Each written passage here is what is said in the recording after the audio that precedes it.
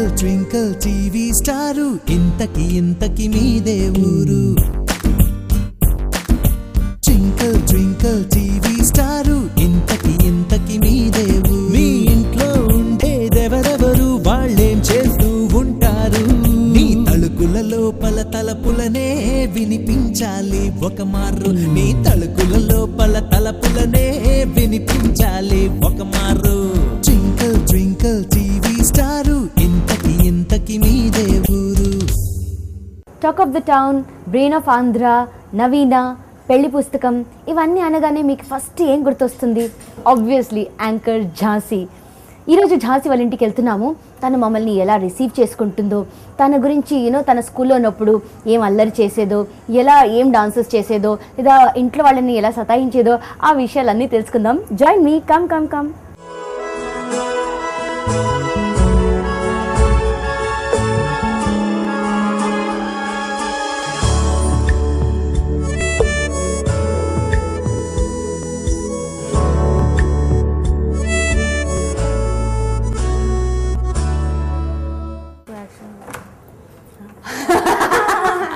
Hi, welcome.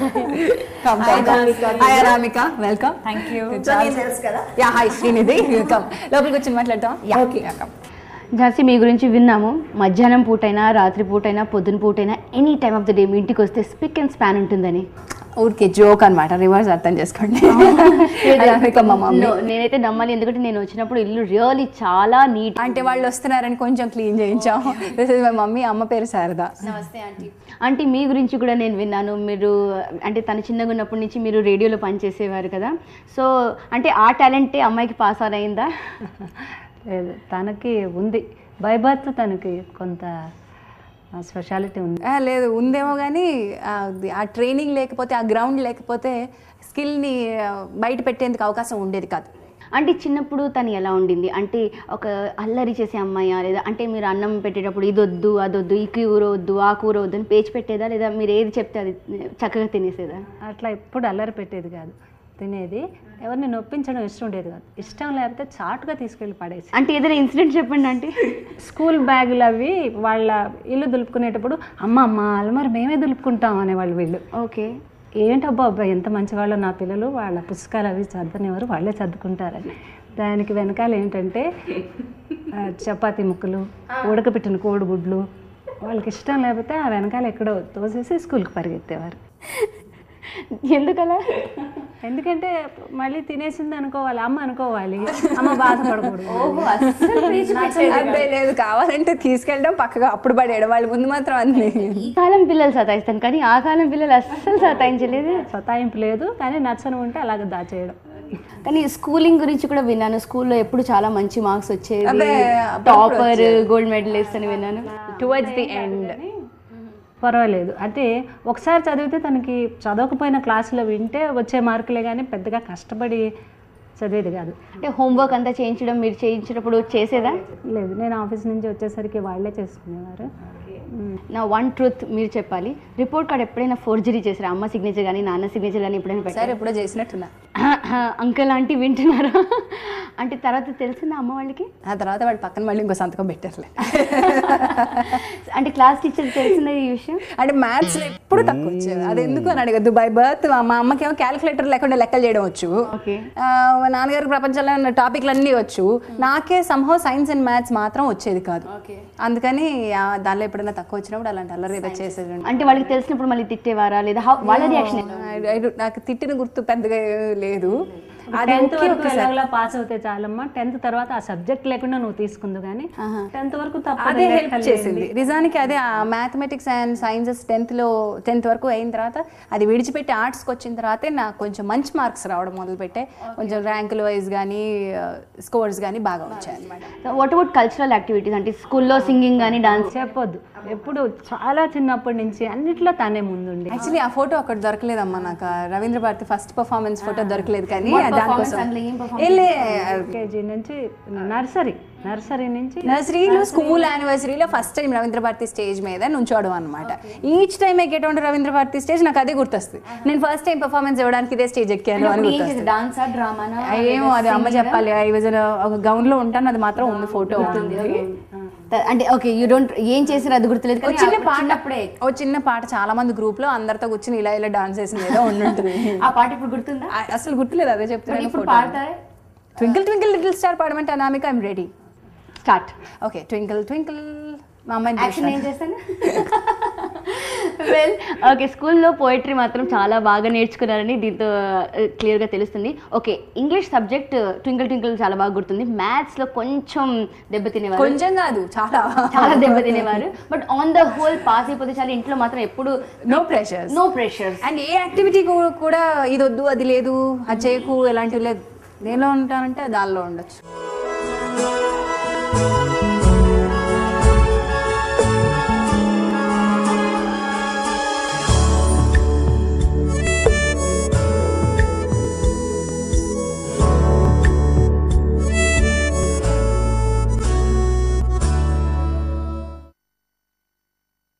Take a break. TV star ఇంతకి ఇంతకి మీదే ఊరు.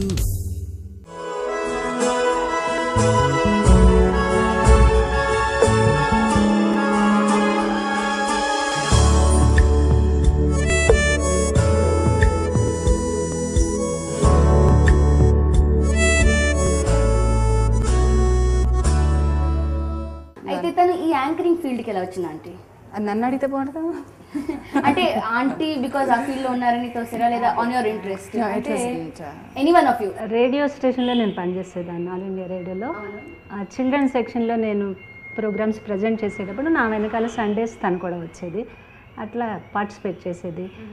మరి బాలానందంలో తను కాంపీరింగ్ చేసేది, అట్లా చాలా చిన్నప్పటి నుంచి చేసేది.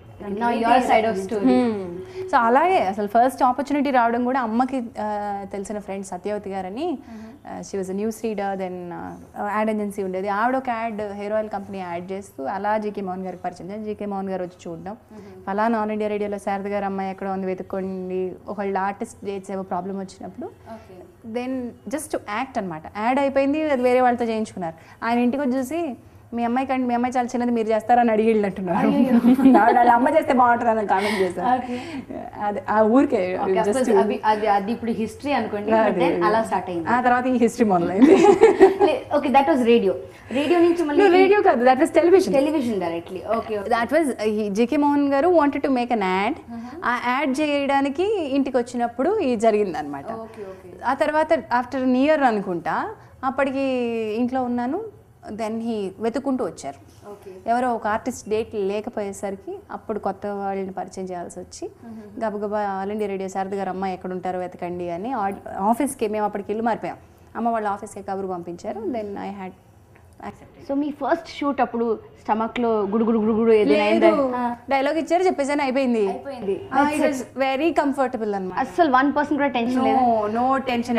కెమెరామెన్ వాళ్ళకి టెన్షన్ పెట్టారా? అబే లేదు, పెట్టా ఏడవాలి. 4-5 సీన్స్ చేస్తాం, కంఫర్టబుల్ గానే ఉంది, అమ్మాయి బాగా చేస్తుంది అన్నారు. ఓహో బాగుంది అన్నారు. ఐ రిమెంబర్ ఏడుపు సీన్ వచ్చింది అదే పూట, ఫస్ట్ డేనే 4-5 సీన్లలో ఏడవాలి.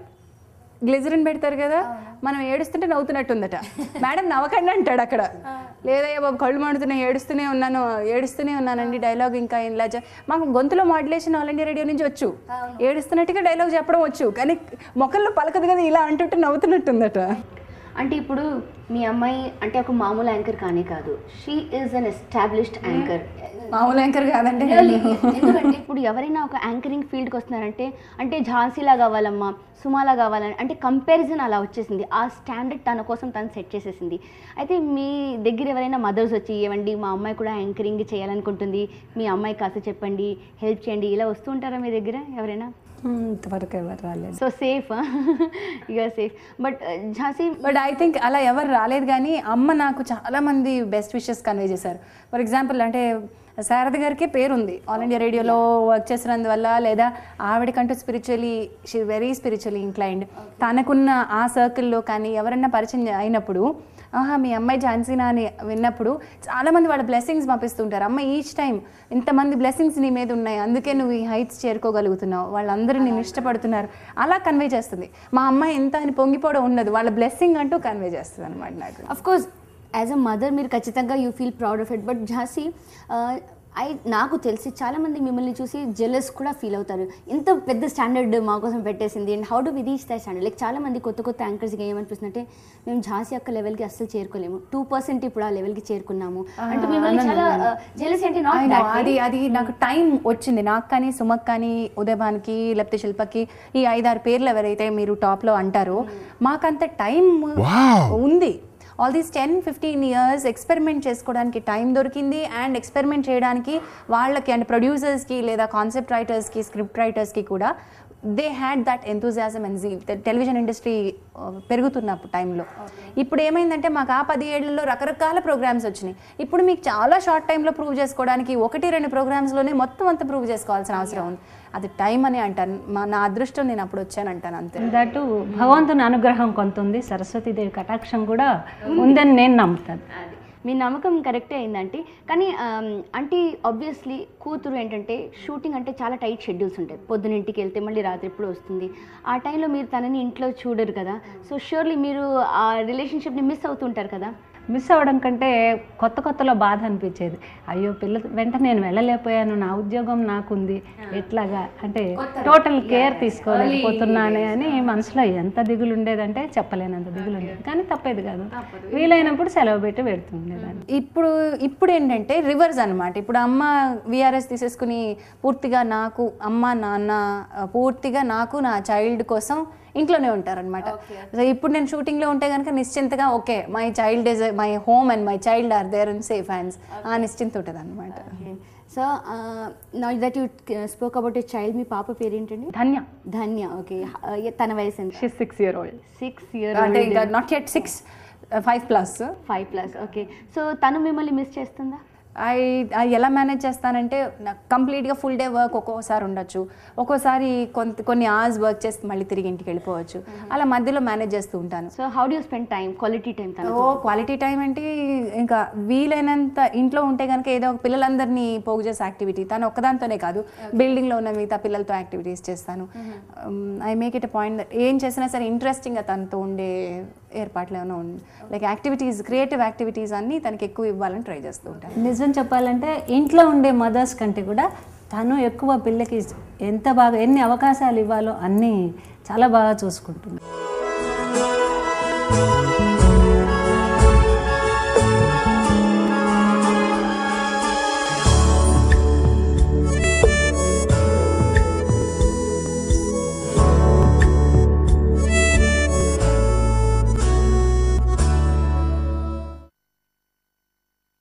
Take a break. Twinkle twinkle TV star ఇంతకి మీదే ఊరు. నచ్చింది. నేను అంటే నా అంబిషన్స్ అండ్ ఎయిమ్స్ వేరే ఉండేవి. అలా నేను పెట్టుకున్న మార్క్ సుమ. వేరే ఫీల్డ్ వెంచర్ చేద్దామన్న ఆలోచనలు ఉన్నాయి కానీ ఆ భగవంతుడు చాలా చిత్రమైనవి పెడుతూ ఉంటాడు అన్నమాట. ట్వింకిల్ టీవీ స్టారు ఇంతకి మీదే ఊరు.